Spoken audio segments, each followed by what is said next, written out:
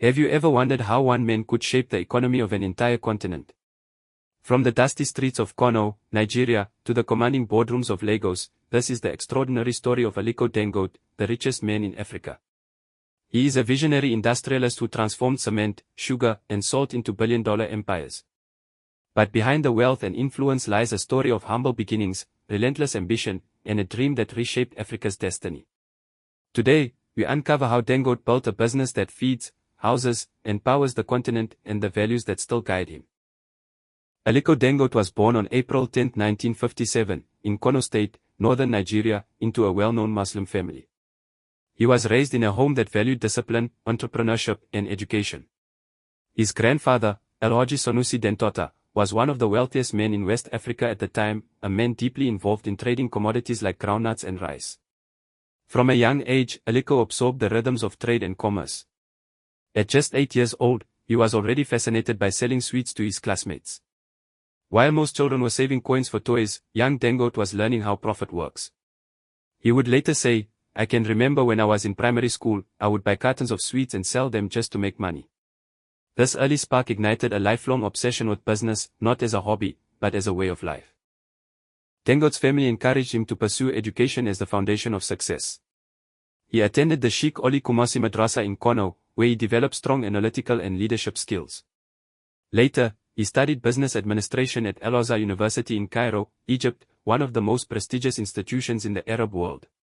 It was here that his understanding of global trade, finance, and production expanded. His grandfather's success had given him a blueprint, but his education gave him the tools to modernize it. Armed with knowledge and ambition, he returned home to Nigeria in his early 20s, ready to carve his own path.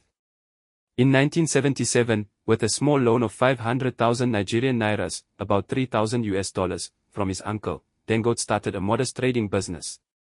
He began importing rice, sugar, and cement into Nigeria. These were essential commodities that every household depended on. His genius lay in logistics and timing. He understood supply chains before they became a buzzword. When others were buying and reselling, Dangote focused on distribution, pricing, and volume, ensuring that his products were always available when demand peaked. By the early 1980s, his company had become one of the largest importers in Nigeria. But Dangote wasn't satisfied with trading goods made by others. He wanted to manufacture, to make products in Africa, for Africa. This vision set the foundation for what would become the Dangote Group. Dangote's empire grew rapidly through diversification and industrialization. In the 1990s, he began building his own factories, producing sugar, pasta, flour, and cement. By investing heavily in infrastructure, transportation, and energy, he reduced dependency on foreign suppliers.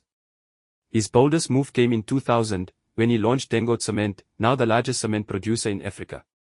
This single venture made him a billionaire. Today, Dangote Cement operates in over 10 African countries, providing materials that literally build cities. He also ventured into refining and energy, investing over $20 billion in the Dangote Petroleum Refinery, which is set to make Nigeria a net exporter of fuel. What makes Dangote remarkable isn't just his wealth, it's his belief in self-sufficiency. He often says, "I believe in investing in Africa, not taking money out of it." Beyond business, Aliko Dangote has devoted much of his fortune to philanthropy. Through the Dangote Foundation, established in 1993, he supports causes in healthcare, education, and poverty alleviation across Africa.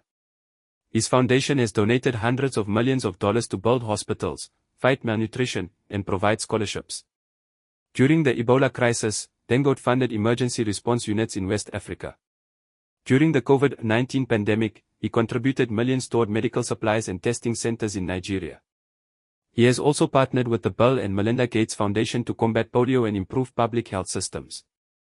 For Dangote, philanthropy isn't charity, it's an investment in people. He once said, "The real wealth of Africa lies not in its oil or gold, but in its people."